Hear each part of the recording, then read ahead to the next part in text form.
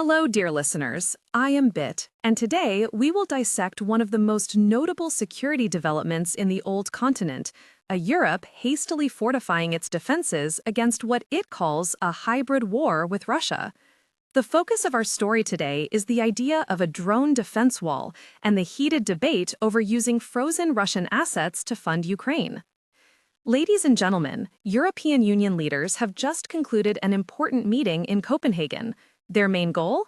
A unified response to an increasingly present threat, unauthorized incursions into airspace by unidentified unmanned aerial vehicles, drones, which Europe alleges are backed by Russia. The proposal to build a drone defense wall on the bloc's eastern flank is not just a technical plan, but also a powerful political statement, demonstrating a determination to strengthen defensive capabilities in an era of asymmetric warfare. But is a drone wall truly the answer, or is it just a small part of a much more complex security picture? More importantly, the debate on using frozen Russian assets to aid Ukraine, an idea once considered crazy, is now under formal discussion. What does this say about escalating tensions and the shifting mindset in Europe? Part 1. The drone wall: reaction or a comprehensive solution? Let's start with the idea of a drone defense wall. This stems from undeniable incidents. Just days before the summit, air traffic in Denmark was severely disrupted by drone incursions. Although not naming names, Danish Prime Minister Mette Frederiksen's allusion to a broader geopolitical context directed all eyes toward the Kremlin. This is not limited to Denmark. Reports of unidentified drones in Norway, flights near Polish airspace, and especially the incursion of Russian fighter jets into the airspace of Estonia, a NATO member, paint a picture of increasingly brazen Russian probing actions. European Commission President Ursula von der Leyen was very blunt. Russia is trying to test us, but Russia is also trying to sow division and anxiety in our societies. We will not let this happen. This statement is not just a reaction to physical intrusions, but also a declaration of war against Russia's hybrid warfare tactics, including information warfare and undermining trust. So, what would a drone wall look like? Is it a physical barrier monitored by drones, or a complex network of detection and counter-drone systems, CUAS, counter-unmanned aerial systems? Currently, the European Commission has not provided a detailed plan, and this is the key point of contention. On technical feasibility, building an effective anti-drone system along the entire eastern flank, stretching thousands of kilometers, is a massive technological challenge. It requires advanced sensors, radar, electro-optics, infrared, AI-powered target identification systems, and response mechanisms, electronic jammers, lasers, interceptor drones. The cost would be enormous, and integrating systems from different countries with different technical standards is a logistical nightmare. On cost, who will pay for this wall? How will member states contribute? Will it be funded from the common EU budget, which is already strained by other projects, and support for Ukraine? On tactical effectiveness, even the most advanced defense system cannot block 100% of drone attacks.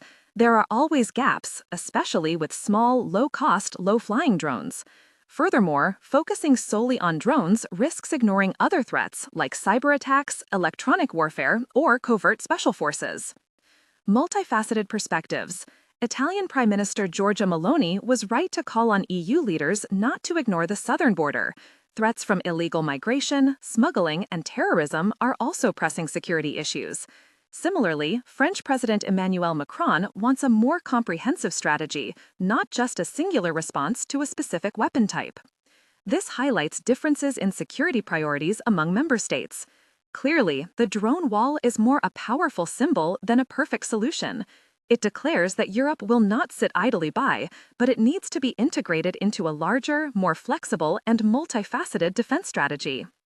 Part 2. Frozen Russian assets: pure theft or war justice? Alongside the drone story, another debate is shaking the corridors of power in Europe: whether to use the hundreds of billions of euros in frozen Russian assets to fund Ukraine. This is a proposal fraught with legal, ethical, and political risks. The Kremlin was quick to react, calling the idea pure theft. This reaction is understandable. From Russia's perspective, this is a blatant violation of property rights and international law. Seizing a nation's assets and using them for other purposes would set an extremely dangerous precedent in the global financial system and international relations. Legal risks. European countries have complex legal systems that respect property rights. Confiscating assets without a solid legal basis could lead to protracted lawsuits and damage the bloc's legal credibility. International lawyers are debating whether any legal framework exists to permit this in a peacetime context, or only in situations of war with damages awarded. Economic risks. If the EU proceeds with this, other countries might fear that their assets could also be frozen and seized in the future due to political tensions. This could cause investors to pull capital from Europe, destabilizing global financial markets. Political/diplomatic risks. This action could strain relations with Russia to a point of no return, even if the Ukraine conflict ends. It could also cause divisions within the EU itself, as some countries are more cautious about the long-term consequences. However, proponents of using the frozen Russian assets argue that it is a form of justice. Russia has caused enormous damage to Ukraine, and using Russia's own assets to help with the recovery is logical. Furthermore, it could be a significant source of funding, large enough to help Ukraine rebuild after the war. This debate is not just about money.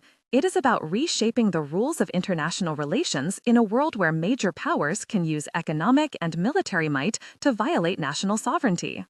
Europe's final decision on this issue will have profound implications extending far beyond Ukraine and Russia. Part 3. The Grand Chessboard. How is Europe transforming? Looking at the bigger picture, the developments in Copenhagen show a Europe at a crossroads.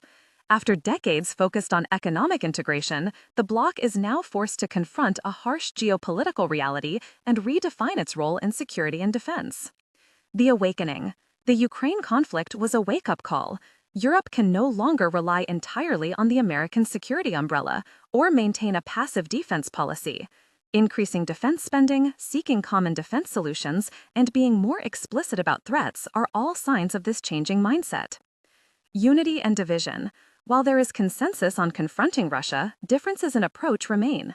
The debate over the drone wall, focusing on the East, and the calls from Italy not to ignore the South, or from France for a comprehensive strategy, show that the EU is still struggling to find a unified security strategy that fits the diverse interests of its 27 member states. The challenge of misinformation. President von der Leyen pointed out that Russia tries to sow division. This underscores the importance of the EU not only defending itself physically, but also countering disinformation campaigns, protecting the integrity of its democracies and information space. The challenge from Russia. The Kremlin has denied all allegations and called the drone wall proposal a bad thing. Russia's statement that building walls is always a bad thing is not just a diplomatic rebuttal, but also an allusion to the history of walls, from the Great Wall of China to the Berlin Wall, and their failures in stopping human will or underlying conflicts. In conclusion, the decisions and debates at the Copenhagen summit are not fleeting news. They are important indicators that Europe is entering a new era of security, where challenges are no longer theoretical but present.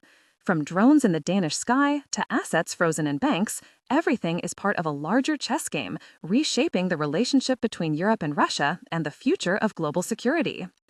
Thank you for taking the time to follow this in-depth analysis. Please remember to like, share, and subscribe for the most insightful updates on the global situation. Goodbye, and we look forward to seeing you in the next program.